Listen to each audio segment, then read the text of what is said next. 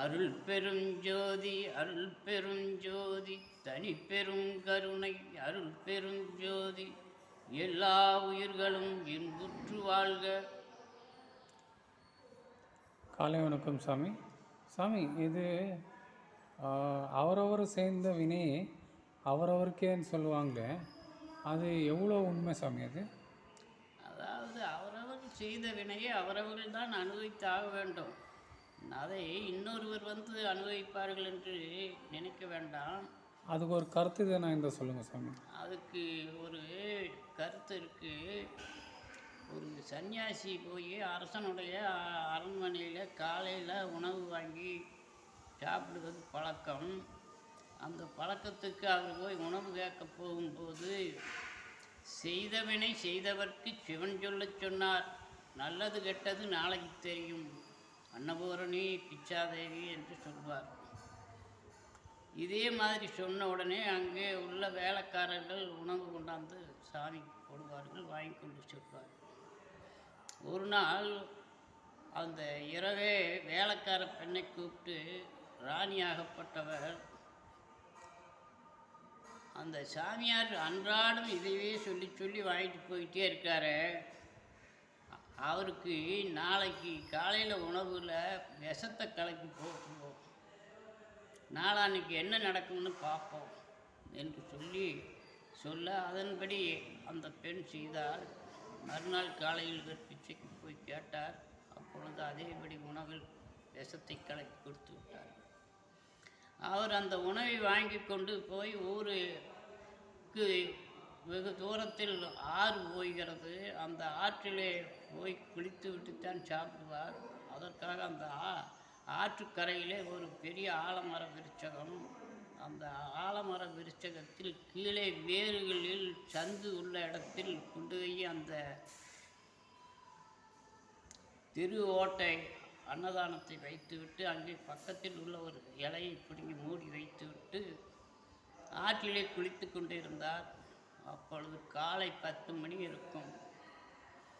அந்த இரவு மின்னத்த நாள் இரவு அரசனும் மந்திரியும் வேட்டைக்கு சென்று வனங்களில் குதிரையிலே சென்று அங்கு வேட்டையாடுவதற்காக போய்விட்டு அந்த வழியிலே 10 மணி சுமாருக்கு வருகிறார்கள். வரும்போது நல்ல இரவெல்லாம் தூக்கம் இல்லாமல் அலைந்தது, உணவு இல்லாதது, அந்த சோர்வு வந்தது.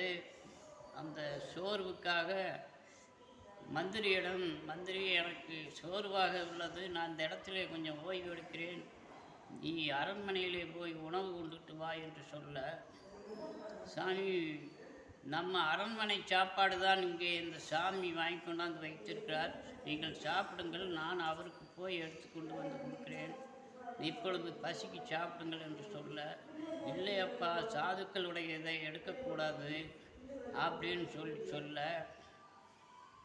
இல்லை நீங்கள் சாப்பிடுங்கள், நான் சாதுவை கேட்கிறேன் என்று போய் ஆற்றிலே குளித்து கொண்டிருந்தவரை போய் கேட்க, அரசனுக்கு இல்லாத அன்னமா, அதை சாப்பிட சொல்லப்பான்றார். உடனே சொன்ன உடனே அந்த சாதத்தை எடுத்து சாப்பிட்டார். விஷங்கலக்கின சாதத்தை சாப்பிட்டால் என்ன செய்யும்? உடனே அதற்கான பரிகாரத்தை உடம்பிலே ஏறி அவருக்கு மூர்ச்சையாகக்கூடிய நிலை வந்து உடனே மந்திரி பார்த்துட்டு குதிரையை எடுத்துட்டு போய் அரண்மனையிலே வைத்தியரை கூட்டிகிட்டு வந்தார். கூட்டிக்கிட்டு வரும்போது இங்கு மக்கள் என்ன வைத்தியர் போகிறாரு, அரசனை காணாம மந்திரி மட்டும் இருக்காரேன்னு சொல்லி மக்கள் எல்லாம் திரண்டு போயிட்டார்கள். அரண்மனையிலே அமைதியாக காத்து நின்னது. அந்த அமைதியாக இருக்கும்போது ராணி பார்த்து, என்னங்க அரண்மனையிலே இவ்வளவு அமைதியாக யாரும் எந்த வேலையும் பார்க்காமல் இருக்கிறீர்கள் என்று கேட்க, இந்த மாதிரி அரசன் சாமியார் வைத்திருந்த சாதத்தை சாப்பிட்டு இறந்து விட்டதாக சொல்கிறார்களே என்று சொல்ல, அதை காதிலே கேட்டு உடனே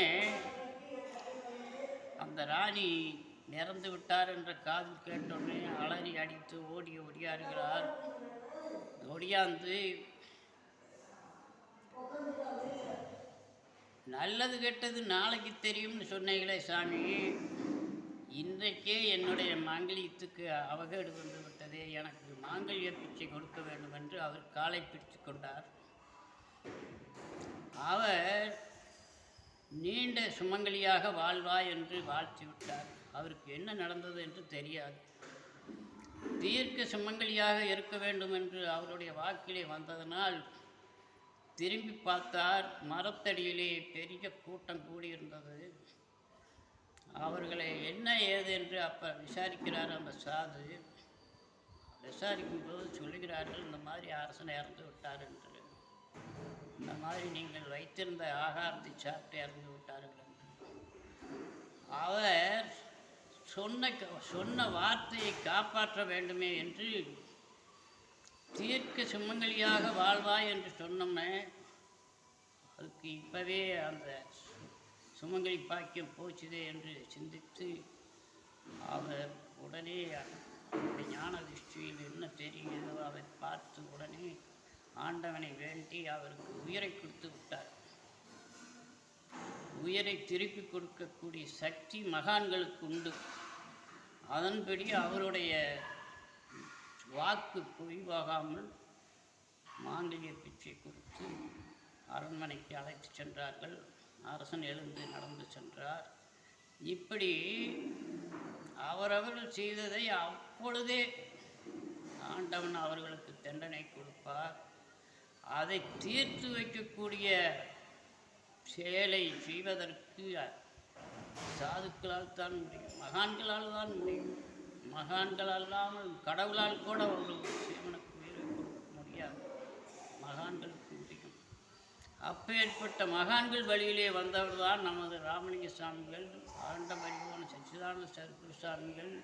இப்படி பல மகான்கள் தோன்றி இந்த நாட்டிலே வந்து எல்லா மக்களுக்கும் நல்ல வாக்குகளை கொடுத்து, வேதங்களை கொடுத்து, நல்லபடியாக வாழுங்கள் என்று சொல்லி வாழ்த்துவிட்டு அவர்கள் ஜோதியாகிவிட்டார்கள். அப்பேற்பட்ட அருட்பெருஞ்சோதி ஆண்டவரை எந்நாளும் மறவாமல் நாம் வணங்குவோமானால் எல்லா சௌகரியங்களும் பெற்று வாழ்வோம் என்று சொல்லி, அருள் பெருஞ்சோதி அருள் பெருஞ்சோதி தனிப்பெரும் கருணை அருள் பெருஞ்சோதி.